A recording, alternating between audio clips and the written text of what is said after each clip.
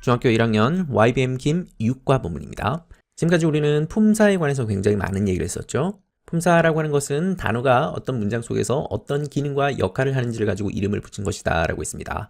명사, 동사, 형용사, 부사, 전치사 하면서 우리는 지금까지 다양한 품사를 다뤄봤습니다. 오늘은 품사와 함께 여러분들이 문장을 이해하고 분석하는 데 있어서 반드시 필요한 문장 성분이라고 하는 것을 설명하려고 합니다. 문장 성분을 영어로는 sentence component라고 합니다.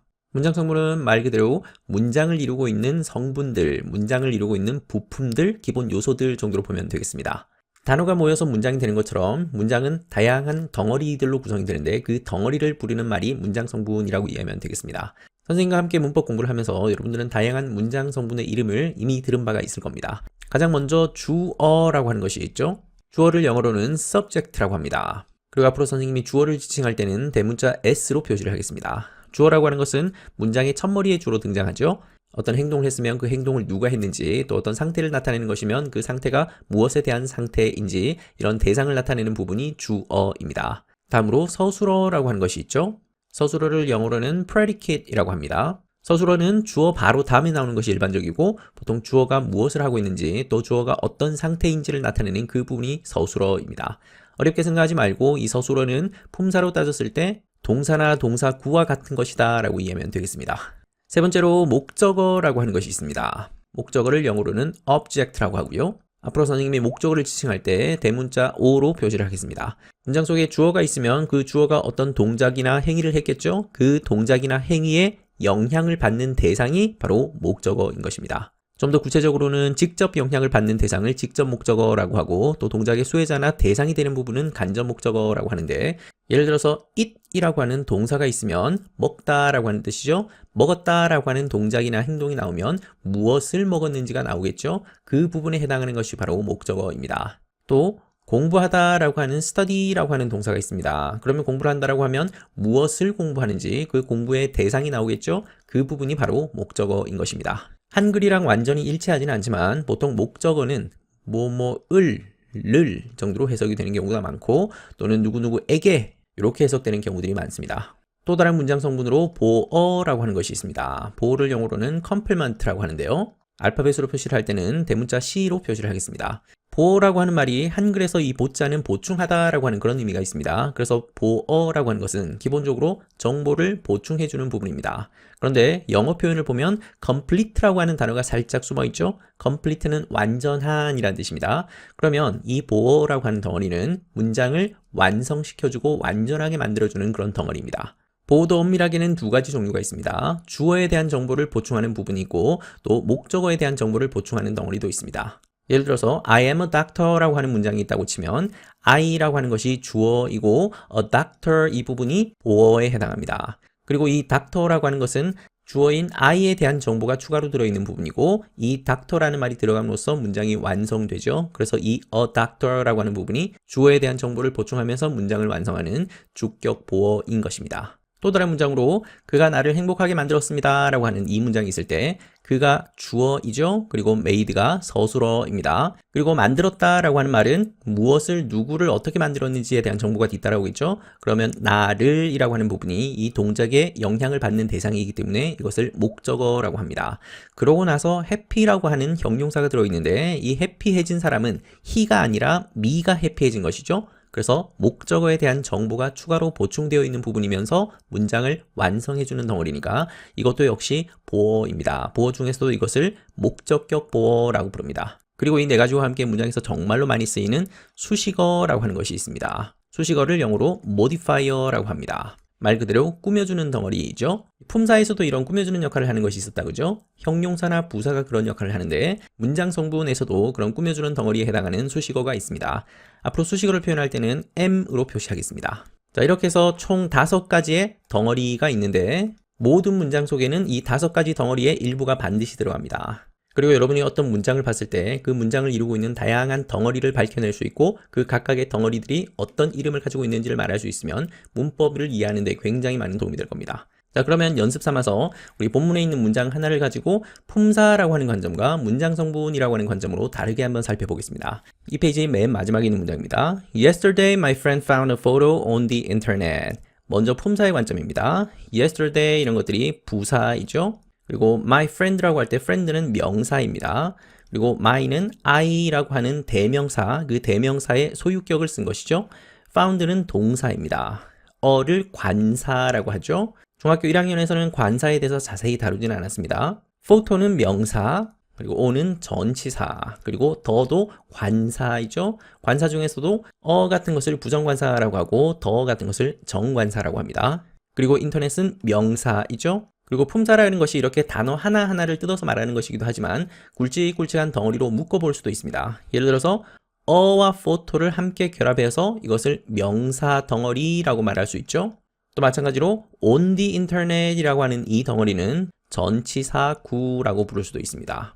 역시 my friend도 명사 덩어리라고 부를 수도 있겠죠. 그러면 이번에는 문장 성분의 관점으로 이 문장을 다시 보겠습니다. yesterday 같은 말들은 있어도 되고 없어도 되는 덩어리, 이것은 꾸며주는 말에 속합니다. 그리고 my friend라고 하는 것이 이 문장의 주어이고 found는 품사로는 동사이지만 문장 성분으로는 서술어에 해당하죠. 찾았다라고 하는 동사가 있으면 무엇을 찾았는지가 나오겠죠. 사진 하나를 찾았습니다. 그러면 a photo가 목적어인 것입니다. 그리고 어디에서 찾았냐면 인터넷에서 찾았습니다 라고 하는 이 부분이 문장 성분으로는 수식어입니다. 각각의 단어를 중심으로 품사라고 하는 관점으로 문장을 보는 것과 굵직굵직한 덩어리를 묶어서 문장 성분의 관점으로 문장을 보는 것은 전혀 다른 느낌이죠. 문법을 정확히 이해하기 위해서는 여러분들이 품사라고 하는 관점과 문장 성분이라고 하는 관점을 둘 다 이해할 필요가 있습니다. 선생님들이 문법 설명을 할 때도 이 품사의 이름과 문장 성분의 이름을 함께 섞어서 설명하는 경우들이 많기 때문에 무슨 사자로 끝나는 말들은 다 품사에 관한 것이다 라고 이해하면 되겠고 무슨 어자로 끝나는 말들은 다 문장 성분의 이름으로 말하는 것이다 라고 이해하면 되겠습니다. 그리고 문장 성분이 이렇게 5가지만 있지는 않습니다. 이거 말고도 접속어라고 하는 것도 있고요. 접속어는 품사로는 접속사에 해당하는 겁니다. 그리고 독립성분이라고 해서 나머지 부분과 크게 상관없이 독립적으로 존재하는 그런 덩어리도 있습니다. 중학교 1학년인 여러분들은 당장은 이것까지는 몰라도 상관없겠고 주어, 서술어, 목적어, 보어, 그리고 수식어 정도까지만 이해해도 문장 성분이라는 이름으로 문법을 분석하는 데는 전혀 문제가 없을 겁니다. 자, 오늘도 본문 속에서 다양한 문장들을 만나게 될 텐데 품사라고 하는 관점과 문장 성분이라는 관점을 함께 녹여서 설명하도록 하겠습니다. 그리고 여러분들 중학교 2학년 때 다루게 되는 많은 문법들이 이 품사와 문장 성분이라는 개념을 이해하고 있어야 설명되는 것들이 많기 때문에 반드시 복습하면서 이 용어들에 익숙해지길 바랍니다. 자, 그러면 본문 속으로 바로 들어가겠습니다. Our digital footprint, 우리의 디지털 발자국이라고 하네요. 발이 지나가고 나면 발 모양으로 바닥에 흔적이 남죠. 이런 것들을 footprint라고 하는 것인데 비유적으로 표현하고 있는 겁니다. 인터넷 활동을 하다 보면 디지털로 흔적을 남기기 마련인데 이것을 디지털 footprint라고 합니다. When you walk on snow, you leave footprints. 여러분이 걸을 때, 눈 위에서 걸을 때 여러분들은 발자국을 남깁니다. 이때 leave라고 하는 동사가 떠나다 라는 뜻도 있지만 남기다 라는 뜻도 있죠. 방금 여기서는 남기다 라는 뜻으로 보겠습니다.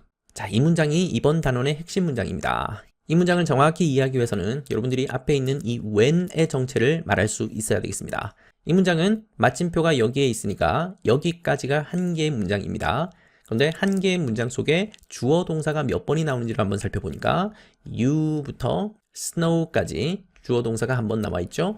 주어 동사로 이루어진 의미 덩어리를 절이라고 했습니다. 그리고 you부터 footprint까지 역시 여기도 주어 동사가 나와 있죠. 그러면 여기도 절이 들어있는 겁니다. 한 개의 문장 속에 이렇게 절이 2개가 나올 때는 그 절과 절을 연결해주는 접속사가 반드시 필요합니다. 자, 그러면 방금 본 문장 속에 접속사가 어디 있죠? 그렇죠. 우리가 방금 표시했었던 when 부분이 접속사입니다.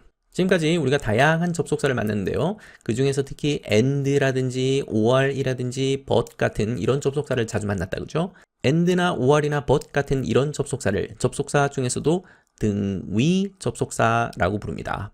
등위라고 하는 말은 대등하고 동등한 위치에 있는 그런 덩어리 2개를 연결해주는 접속사이다 라는 말인데요. 그러면 이 접속사들은 단어와 단어를 연결할 수도 있고 또 구와 구를 연결할 수도 있고 또 절과 절을 연결할 수도 있는 그런 것이 등위 접속사입니다. 등위 접속사는 이렇게 왼쪽에 있는 덩어리와 오른쪽에 있는 덩어리가 동등한 위치를 가지기 때문에 둘 다 중요한 덩어리입니다. 자, 그런데 지금부터 얘기하려고 하는 접속사는 등위 접속사가 아닌 종속 접속사라고 하는 것입니다. 자, 그러면 여러분들은 접속사에도 종류가 2가지가 있다라는 것을 방금 배웠죠.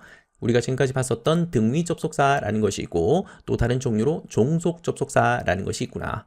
자, 그런데 특이하게도 이 종속 접속사는 단어와 단어 또는 구와 구를 연결하는 것은 아니고 절과 절을 연결해주는 그런 접속사입니다. 절이라고 하는 것은 주어 동사로 이루어진 의미 덩어리라고 했었죠. 그러면 등위 접속사와 차이가 뭐냐? 종속 접속사는 이 두 개의 절이 동일한 가치를 가지고 있지는 않습니다. 하나는 좀 더 중요한 절이고 하나는 좀 덜 중요한 절입니다. 더 중요한 절을 주절이라고 하고 좀 덜 중요한 절을 종속절이라고 부릅니다. 주절을 영어로는 main clause라고 하죠. 말 그대로 이 문장 속에서 주요한 역할을 하는 그런 절이란 뜻입니다.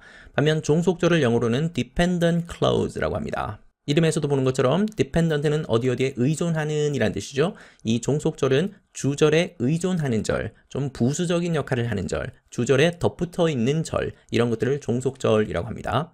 그러니까 등위 접속사는 절과 절을 연결하더라도 왼쪽 절과 오른쪽 절이 동등한 가치를 지니는 데 반해서 종속 접속사는 절과 절을 연결하는데 하나는 더 중요한 절이고 하나는 덜 중요한 절, 이렇게 연결해주는 접속사다라고 해서 이것을 종속 접속사라고 합니다. 자, 그런데 방금 봤던 문장은 좀 문장 구조가 특이하다, 그죠? 이 접속사가 종속 접속사라고 했는데 이 접속사라면 절과 절 사이에 끼워 있어야 되는데 방금 이 문장에서는 접속사가 앞으로 이렇게 튀어나와 있죠? 이것은 자리가 바뀌었기 때문입니다. 원래는 when you walk on snow라고 하는 부분이 이 자리에 있었던 겁니다. 그래서 여기에 있는 when이라고 하는 접속사가 절과 절을 연결해주는 그런 역할을 하는 것인데 여기에서는 통째로 자리를 앞으로 옮겨놓은 꼴인 것이죠. 일단 여러분들은 복잡하게 생각하지 말고 접속사는 종속 접속사와 등위 접속사 이렇게 크게는 두 가지로 나뉘는데 그 중에서 종속 접속사는 주절과 종속절을 연결해주는 것이다. 그러면 이때 when이 연결하는 절이 두 개가 있다면 이 중에서 어디가 주절이고 어디가 종속절인지 구분할 수 있겠습니까? 항상 이렇게 생각하면 좋습니다. 종속 접속사가 보이고 그 종속 접속사 바로 뒤에 붙어 있는 절이 종속절입니다. 그렇다는 얘기는 아무것도 붙어 있지 않은 이 절이 주절이라는 말이겠죠. 주절은 절대 건드리면 안 되는 절입니다. 지금까지 우리가 배웠던 많은 본문의 문장들에서는 접속사 중에서도 등위 접속사를 주로 다뤘습니다. 그리고 오늘부터 시작해서 앞으로 2학년, 3학년이 되면 등위 접속사보다는 종속 접속사에 관해서 다루는 날들이 훨씬 더 많을 겁니다. 2학년, 3학년이 되면 문장의 길이가 점점 더 길어지는데 문장의 길이를 길게 만들어주는데 반드시 필요한 것이 바로 접속사이고 그 접속사 중에서도 종속 접속사를 앞으로 굉장히 자주 만나게 될 겁니다. 그렇다는 얘기는 종속 접속사에도 종류가 정말 많다는 것을 알 수 있겠죠? 오늘은 그 종속 접속사 중에 하나로 when이라고 하는 접속사를 보고 있는 겁니다. 접속사 when은 뭐뭐뭐뭐 할 때 정도로 해석하는 그런 접속사입니다. 그래서 이 문장을 해석하면 여러분들이 눈 위에 걸을 때 여러분들은 발자국을 남깁니다 라고 해석하면 되겠죠. 그러면 when you walk on snow라고 하는 부분이 원래는 뒤쪽에 있던 것을 앞으로 옮긴 것이다 라고 했는데 그러면 원래대로 뒤쪽에 두면 안 되나요? 라고 질문할 수 있겠는데 당연히 둬도 됩니다. 그러면 왜 옮겼을까요? 강조를 위함입니다. 좀 더 중요한 정보를 앞에 두려고 하는 경향 때문에 그래서 이 절을 통째로 옮긴 겁니다. 조심할 것은 등위 접속사는 이렇게 절과 절을 연결한다 하더라도 이 절 전체를 통째로 이렇게 앞으로 옮기거나 하는 것이 불가능합니다. 반면 종속 접속사 중에서 일부 절은 이렇게 자리를 옮기는 것이 가능합니다. 나중에 여러분들이 중학교 2학년이 되면 이 종속절에도 종류가 여러 가지가 있다라는 것을 배우게 될 텐데 명사절인 경우도 있고 형용사절인 경우도 있고 또 부사절인 경우도 있습니다. 아직 우리가 이것을 배운 것은 아니지만 지금 보고 있는 이 종속절은 이 중에서 명사절일까요? 형용사절일까요? 또는 부사절일까요? 절 전체를 이렇게 자리를 통째로 옮길 수 있다라는 이 모양을 생각하면 이것은 명사나 형용사가 가진 특징이 아니라 부사가 가지고 있는 특징이죠. 그래서 이 절은 부사절이라고 합니다. 이해를 돕기 위해서 여러분들이 이 페이지에 있는 마지막 문장을 다시 한번 보겠습니다. 여기에 있는 yesterday가 부사라고 했었죠.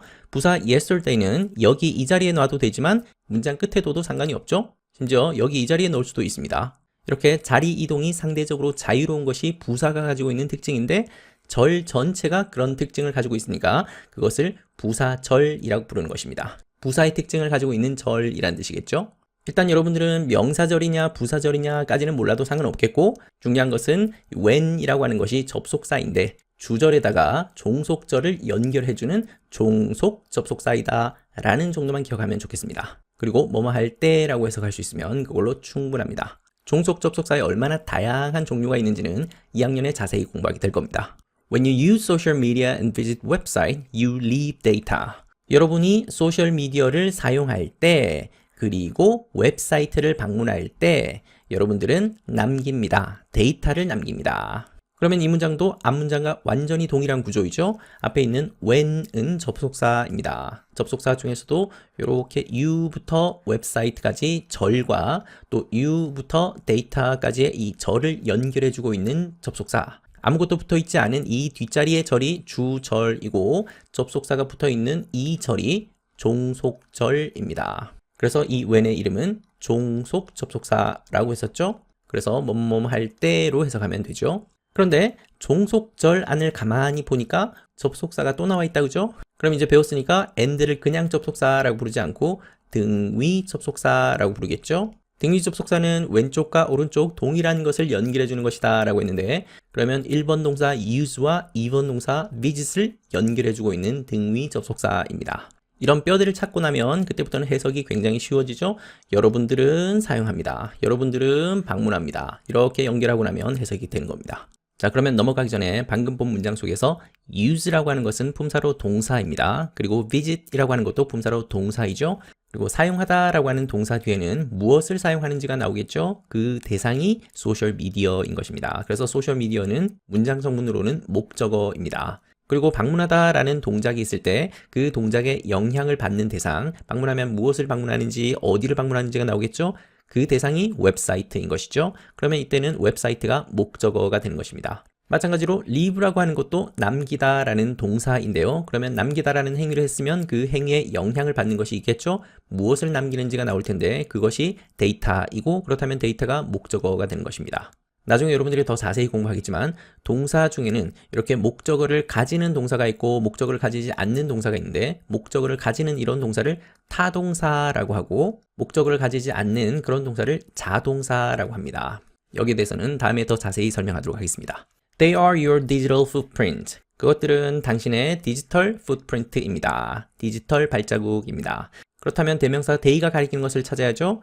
이때 they가 가리키는 것은 앞문장에 있는 데이터입니다. 우리가 흔히 쓰는 데이터라고 하는 것은 복수형이고 이거의 단수형은 datum이라고 하는 말이 있는데 요즘엔 거의 안 쓰죠. 보통 복수형으로 항상 쓰는 그런 단어입니다. 자, 그러면 짧은 문장이니까 이 문장도 역시 문장 성분의 이름으로 분석해 보겠습니다. they라고 하는 것이 주어이고 a가 동사, 문장 성분으로는 서술어이죠. 그리고 당신의 디지털 발자국이라고 하는 이 덩어리 전체가 보어이죠. 그리고 보어 중에서도 주어인 데이터에 관한 정보를 보충해서 설명해주고 있는 부분이니까 이 덩어리는 주격 보어라고 하면 되겠습니다. Why should we think about our digital footprint? 왜 우리는 생각해야 할까요? 우리의 디지털 발자국에 관해서 왜 우리가 생각해야 될까요? 라는 문장입니다. 자, 이 문장 속에 should라고 하는 단어에 집중해서 봐야 되겠네요. 이때 should를 조동사라고 했었죠. 조동사는 동사를 도와주는데 의미를 더해주기도 하고 문법적인 기능을 더해주기도 합니다. 조동사 should는 의미를 더해주는 역할로 주로 쓰이는데 의무의 의미를 더해주는 역할로 자주 쓰입니다. 의무라는 말은 뭐뭐뭐 해야 한다라는 뜻입니다. 그러면 바로 뒤에 나오는 동사가 think이니까 should think는 생각해야 한다라는 그런 의미가 되는 것이죠. 다른 조동사들과 마찬가지로 조동사 뒤에는 동사 원형이 나와야 되죠. 그래서 think에 s를 붙이거나 ing를 붙이거나 하면 안 되겠죠. 왜 우리가 디지털 발자국에 관해서 생각해야 되나요? 라고 물어보고 있습니다.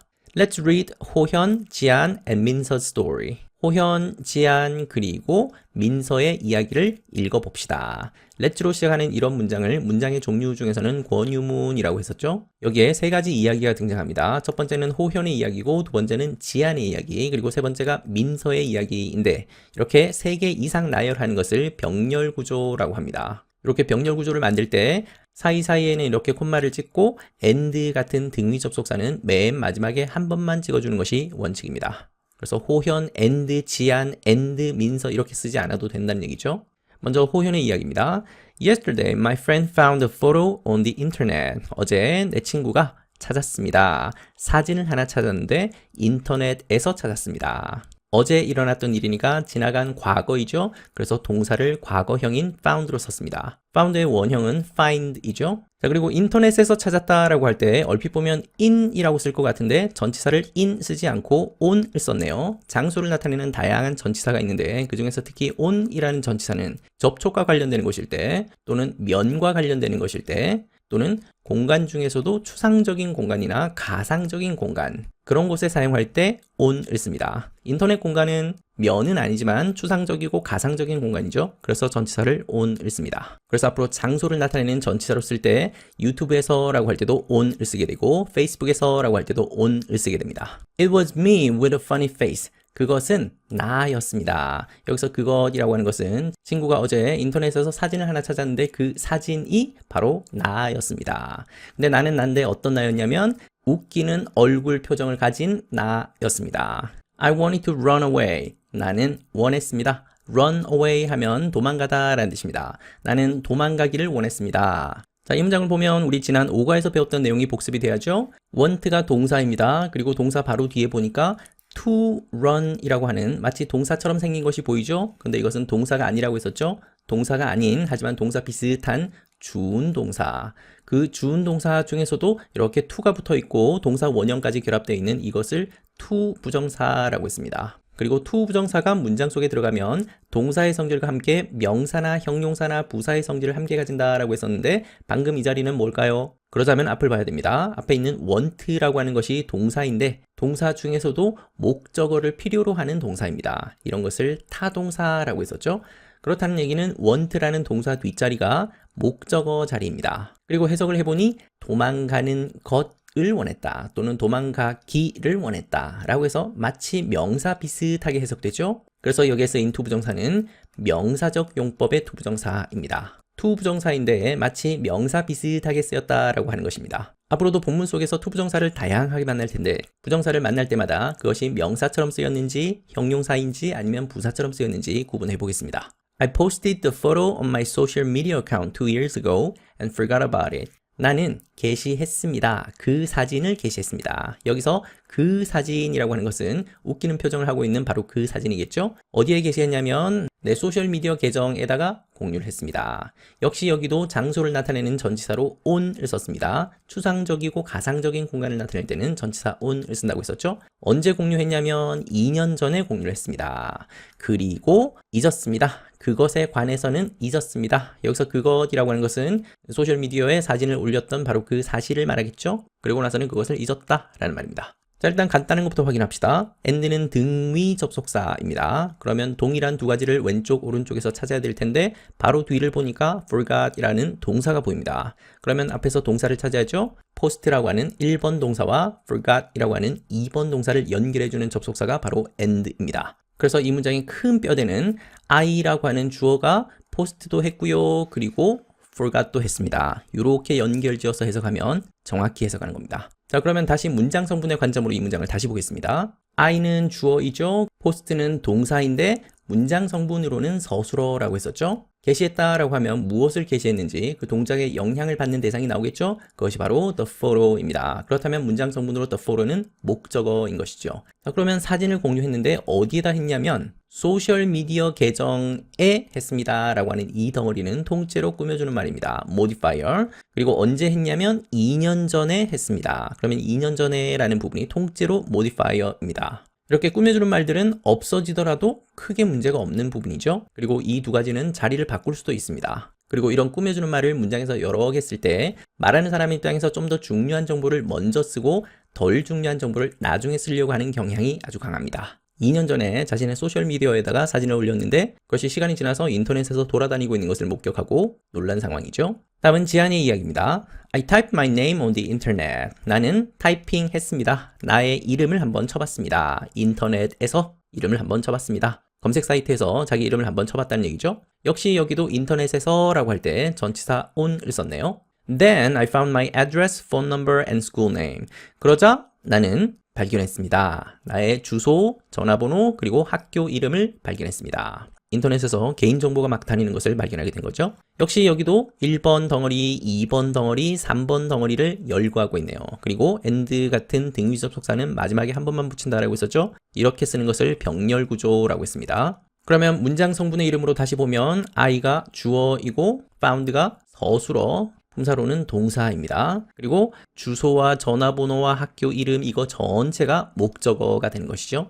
문장 성분으로 문장을 분석하면 훨씬 더 간결해지고 단순해지고 그리고 문장을 굵직굵직하게 바라볼 수 있는 장점이 있습니다. Did I share that information? 내가 그 정보를 공유했었나? 라고 물어보고 있는 의문문이죠. 이것은 개인정보인데 개인정보를 내가 과거에 공유한 적이 있었던가? 라고 스스로에게 질문하고 있습니다. 이때 did는 동사가 아니라 조동사이죠. 이때 조동사 did는 문장을 의문문으로 만들어주는 그런 역할을 하는 조동사입니다. 주어와 동사로 이루어진 이런 문장을 의문문으로 만들 때 이때 동사가 비동사이면 비동사를 문두로 보내서 의문문을 만들 수 있죠. 반면 이런 일반 동사는 문두로 보낼 수가 없기 때문에 do라고 하는 조동사를 대신 보내서 의문문을 만들어주죠. 그리고 이것도 역시 조동사이기 때문에 조동사 다음에는 항상 동사 원형을 써야 되죠. 그러면 do가 아니라 did가 된 이유는 이 문장의 시제가 과거이기 때문이죠. Is there other information about me on the internet? 다른 정보가 있을까요? 나에 관한 또 다른 정보가 있을까요? 인터넷에? I'm not sure. 나는 잘 모르겠습니다. sure는 확신하는 이라는 뜻이죠. 그럼 난 잘 모르겠다. 확신하지 못하겠다. 인터넷 어디가에 또 다른 개인정보가 어떻게 떠돌아다니고 있을지 잘 모르겠다 라는 말입니다.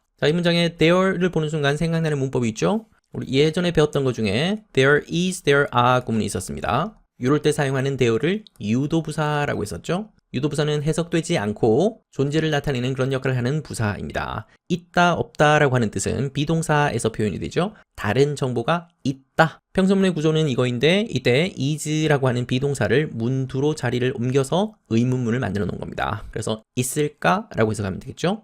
자, 이번에는 민서의 이야기입니다. This afternoon I logged into my email account on the library computer and printed my homework. 오늘 오후에 나는 로그인 했습니다. 나의 이메일 계정에 로그인 했습니다. 인터넷 사이트 같은 곳에 접속하는 것을 로그인 한다라고 하죠. 근데 이메일 계정에 접근하는 것을 어디에서 했냐면 도서관 컴퓨터에서 했습니다. 역시 여기에서도 on이라는 전치사를 사용하고 있습니다. 그리고 내 과제를 출력했습니다. 프린트했습니다. 그러면 and는 등위 접속사이니까 왼쪽 오른쪽 연결하는 것을 찾아야죠. 바로 뒤에 print라고 하는 동사가 보입니다. 그러면 1번 동사 logged와 2번 동사 printed를 연결하고 있습니다. Then I met a friend and walked home with her. 그런 다음에 나는 만났습니다. 친구를 한 명 만났고요. 그리고 걸어갔습니다. 집으로 걸어갔네요. 그녀와 함께 걸어갔습니다. 이때 her은 앞에서 만났던 친구이겠죠? 이 문장 속의 등위 접속사 and는 왼쪽에 있는 1번 동사 met과 오른쪽에 있는 walked라는 동사를 연결하고 있습니다. But wait a minute. 그런데 잠깐만 기다려라 라고 하는 말은 누군가한테 명령한다기보다는 자기 자신에게 스스로 하는 말이죠. 아니 근데 잠깐만 이런 느낌으로 해석하면 되겠습니다. Did I log out of my email account? 내가 log out 했었나? 내 이메일 계정에서 log out 했었나? 우리 logout이라는 말은 요즘에 굉장히 자주 쓰죠? login 하는 것은 접속해서 들어가는 것이고 logout 하면 사용을 종료하고 나오는 거 이것을 logout이라고 하죠. 도서관 컴퓨터에서 ID 패스워드를 누르고 자기 이메일 계정에 들어간 것까지는 기억이 나는데 그러고 나서 logout을 했었던가? 라고 기억을 더듬어 보고 있는 장면입니다. 역시 이때 did는 조동사이죠? 의문문을 만들어주는 역할을 하는 조동사입니다. Oh no, I didn't. 그러고 나서 하지 않았다라는 것이 생각이 난 상황이죠. 이 문장은 많은 내용이 생략되어 있죠. 그러면 didn't 다음에 생략되어 있는 말을 찾을 수 있겠습니까? 한 문장에 있는 표현을 그대로 옮겨 쓰면 되죠. 그러면 I didn't log out of my email account. 이 내용이 생략되어 있다라고 볼 수 있겠죠.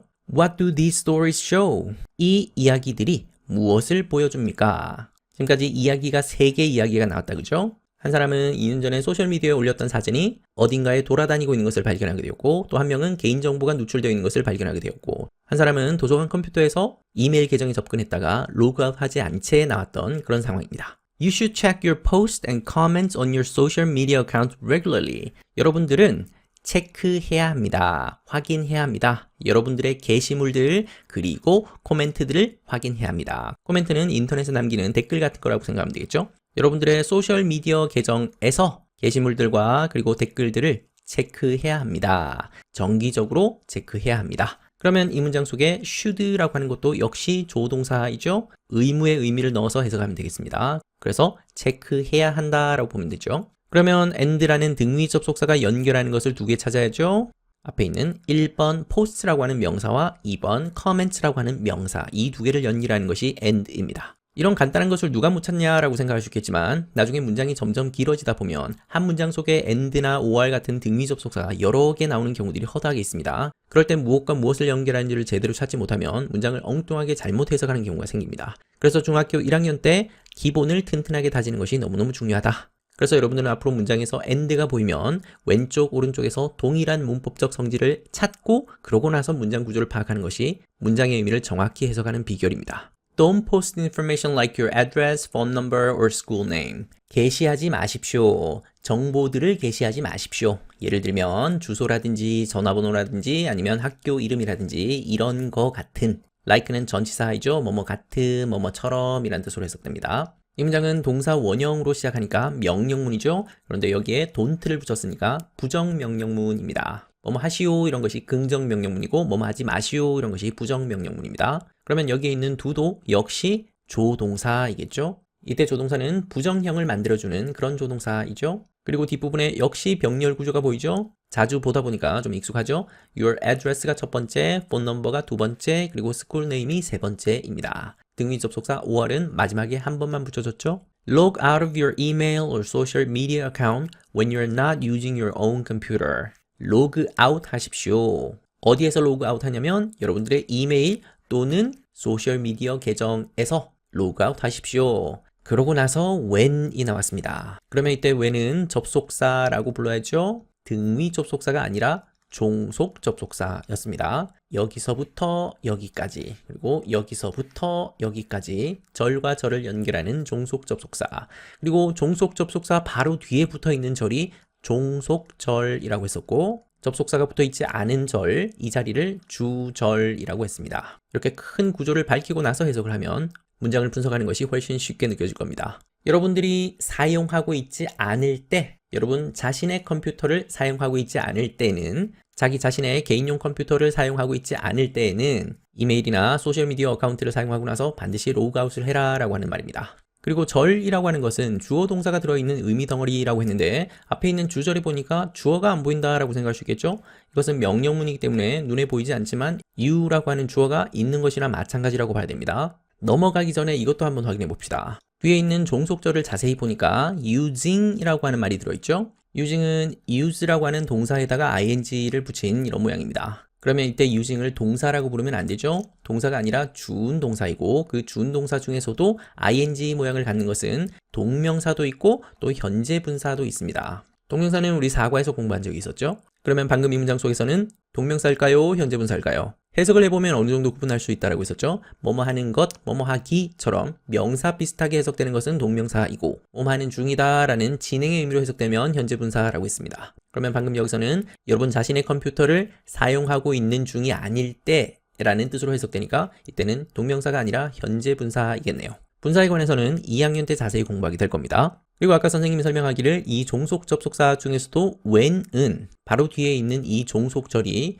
명사절이 아니라 부사절이라고 했습니다. 그 말은 자리를 바꿀 수도 있다고 했었죠. 그러면 when you are not using your own computer 라고 하는 이 부분을 통째로 문두로 옮기는 것도 가능합니다. 그래서 when you are not using your own computer, log out of your email or social media account 라고 쓸 수도 있다는 말이죠. 기억하십시오. 역시 동사 원형으로 시작하는 명령문이죠. 눈에 보이지 않지만 you라고 하는 주어가 생략되어 있는 거나 마찬가지입니다. The internet never forget. 인터넷은 절대로 잊지 않습니다. 반드시 발자국을 남기고 반드시 흔적이 남아있다라는 말이죠. 소중한 개인정보가 노출될 수도 있으니까 신중하게 잘 사용하시라라는 그런 의미입니다. 자, 이번 단어는 본문 자체는 그렇게 어렵지는 않은데 문법적으로는 굉장히 중요한 내용을 많이 다뤘습니다. 가장 먼저 오늘 본문을 시작하면서 문장 성분에 관해서 살펴봤죠. 문장을 이루고 있는 대표적인 필수 성분들, 필수 부품들인데 그 중에서 보통 문장 첫머리에 나오는 주어, 주로는 행위자이죠. 그리고 주어 바로 다음에 나오는 동사에 해당하는 서술어라는 것이 있고 그리고 을에 해당하는 목적어 그리고 주어나 목적어에 대해서 정보를 보충해주면서 문장을 완성하는 그런 보어라는 것이 있었습니다. 그리고 꾸며주는 역할을 하는 modifier까지 크게는 이 5가지 문장 성분을 반드시 이해하고 여러분들이 문장 속에서 어떤 부분이 어느 문장 성분에 해당하는지를 구분할 수 있어야 되겠습니다. 앞으로 선생님과 함께 다양한 문장을 문장 성분의 관점으로 뜯어볼 것인데 몇 차례 반복하다 보면 여러분들도 스스로 주어다, 목적어다, 보어다 하면서 구분할 수 있을 것입니다.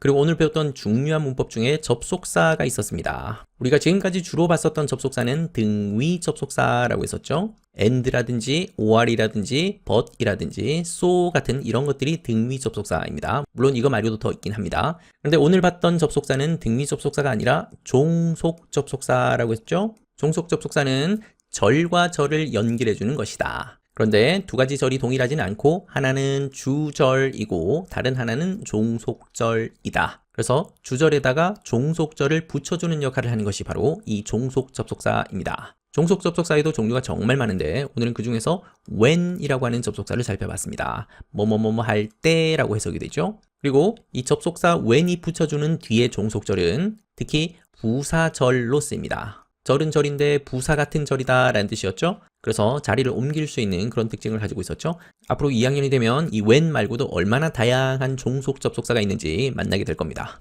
그리고 오늘 본문 속에 준동사가 다양하게 등장했었다, 그죠? 준동사에는 크게 세 가지가 있었죠. 부정사, 동명사, 분사가 그것입니다. 그 중에서 중학교 1학년에서는 to 부정사가 정말 많이 나오죠. 이 to 부정사가 나오면 이 to 부정사가 명사처럼 쓰인 건지 형용사처럼 쓰인 건지 부사처럼 쓰인 건지를 구분할 수 있어야 되는데 오늘 본문 속에서는 명사처럼 사용된 예를 살펴봤습니다. 이거 말고도 there이라고 하는 유도부사에 대해서도 다시 한번 복습하면 좋겠고 그리고 동사에도 종류가 두 가지가 있다라는 것을 간단히 살펴봤죠. 목적어를 가지는지 가지지 않는지에 따라서 목적어를 가지는 동사를 타동사라고 했었고 목적어를 필요로 하지 않는 그런 동사를 자동사라고 했습니다. 자동사, 타동사가 뭔지 지금은 정확히 구분하지 못해도 상관없습니다. 나중에 관련되는 문법이 나올 때 그때 다시 한번 자세히 설명하겠습니다. 일단 여러분들은 동사의 종류 중에서 목적어를 필요로 하는지의 여부에 따라서 타동사와 자동사로 나뉜다 라는 정도만 기억하면 좋겠습니다. 그리고 조동사에 대해서도 살펴봤다, 그죠? 다양한 조동사가 있는데 오늘은 그 중에서 should라고 하는 조동사를 살펴봤습니다. should가 가지고 있는 다양한 의미 중에서 특히 의무의 의미로 자주 쓰인다. 뭐뭐 해야 한다 라는 뜻이었죠? 그리고 이거 말고도 do라고 하는 조동사도 본문에 많이 등장했습니다. 이 do가 하는 역할 중에 의문문을 만들어주는 역할도 있고 또 부정문을 만들어주는 역할도 있고 또 강조의 역할을 하는 그런 경우도 있는데 오늘 본문 속에서는 의문문과 부정문을 만들어주는 그런 역할로 do가 나왔습니다. 본문 속에서 다시 한번 do를 찾아서 이것이 어떤 역할로 쓰인 건지를 한번 확인해 보기를 바랍니다. 간단하지만 복습할 것이 참 많은 단원이죠. 복습을 통해서 여러분의 확실한 실력으로 만들길 바랍니다. 수고했습니다.